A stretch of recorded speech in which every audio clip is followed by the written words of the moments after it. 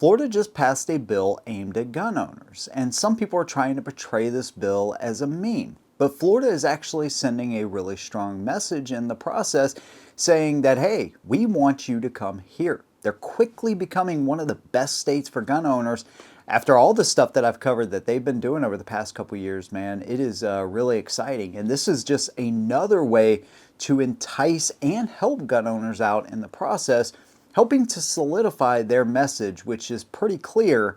If your state doesn't want you as a gun owner or they're restricting your rights, come here. I don't know if a lot of people realize just how much of effect this is having on the gun industry. And if you think that's like a small thing, well, I hate to tell you, it's not. And it is having a huge effect on gun owners, manufacturers, dealers, everything. So I want to fill you in. I found some pretty interesting information on some of these companies and some of the things going on, and Florida is making it even more enticing. I'm going to give you my opinion. I want to hear yours, whatever it might be. Let's go ahead and jump right in.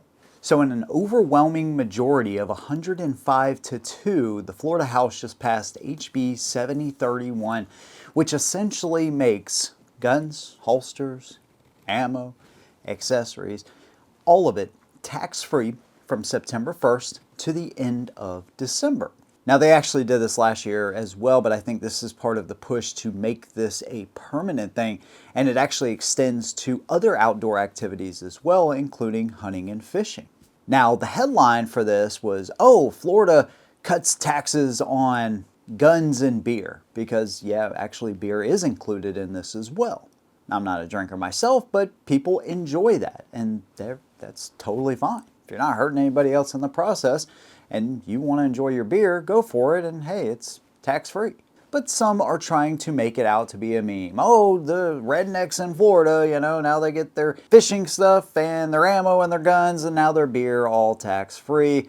Hooray for them. Not realizing the rippling effect that this is actually having, because while some are trying to make this out to be some kind of a meme, what this tells the rest of the country and Floridians and people looking to move to Florida is, holy crap, man, they actually respect freedom down there. And it's creating this divide even further, where one side is completely out of touch with reality on who Americans actually are. The gun-loving, motorcycling, hunting, fishing crowd, that's a big part of the nation. And people are recognizing this, so it's almost becoming a culture signaling to Floridians and other people that, hey, we are pro 2A and we're going to make sure that we act like it. And so now you see this clear divide between states that are taking on gun legislation or eliminating gun legislation, essentially bringing in pro-gun bills to restore rights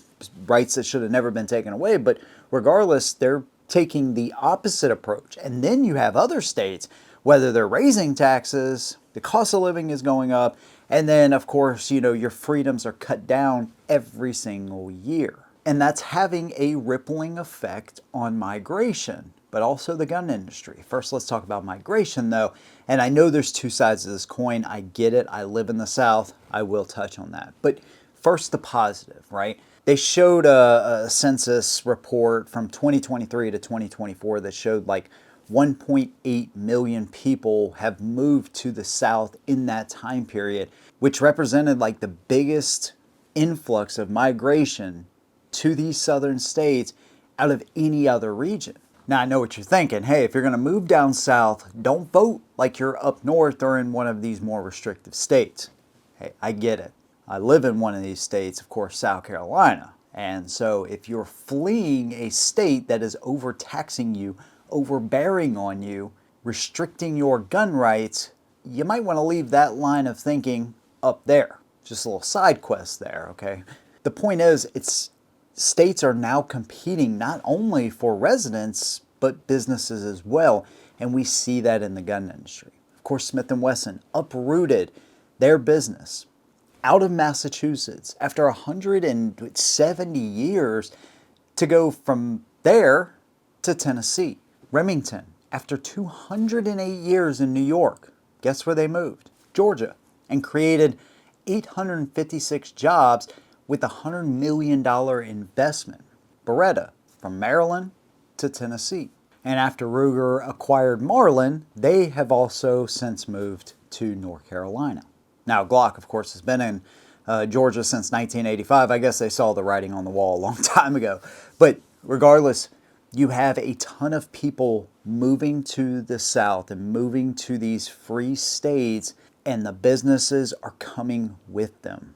Imagine running a business for 170 years, and I actually had the opportunity to go to Smith & Wesson in Massachusetts and to the one in Tennessee. And I got to tell you, man, that's a lot of history there. And it's kind of crazy because as I was walking through the factory of the one in Massachusetts, I'm thinking to myself, man, these employees can't even legally own the guns they're making. Or at the very least, they have to get neutered versions of the guns they're making. Now you may be saying, hey, big deal. You know, you save a few bucks on that stuff. Who cares? It's not worth my time or investment, or definitely not worth me uprooting my family and leaving. But keep in mind, in places like California, not only is the price of certain items higher, but they also have different excise taxes on top of firearms. And California isn't the only place. See, what a lot of states are doing is actually driving gun owners, manufacturers, and dealers out by charging them additional taxes on top of the taxes they already pay.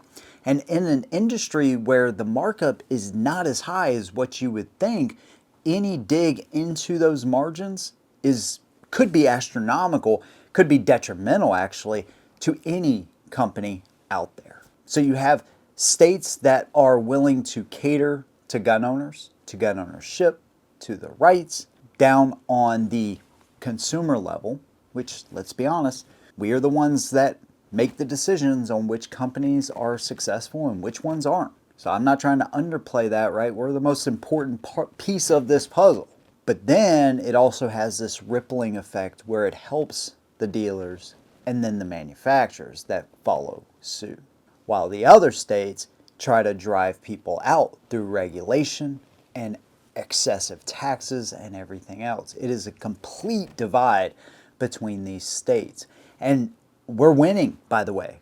29 states now officially have constitutional carry in place. I think you can guess which states are left that have not taken that opportunity. Now, there's a new bill coming up, of course, for nationwide constitutional carry, which is what we really need to eliminate the permission slip no matter where you live. But that doesn't mean they'll stop trying to infringe on rights on a state level. And so I thought it was interesting to find some of the states that are putting more pressure on the gun industry and manufacturers. And of course, New York is at the top of the list with their gun liability law, which essentially is a way to circumvent the Lawful Commerce in Arms Act, which protects manufacturers from being sued because their products were used in an unlawful manner.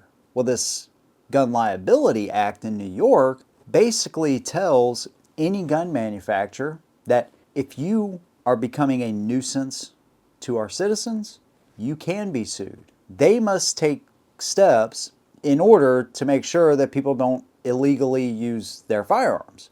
Well, last time I checked, this is one of the most regulated industries on the planet, and if you don't follow the law, you're going to get shut down or heavily fined. So gun manufacturers and dealers already do this. But it also allows lawsuits against those manufacturers when their guns are used in crimes. That is absurd.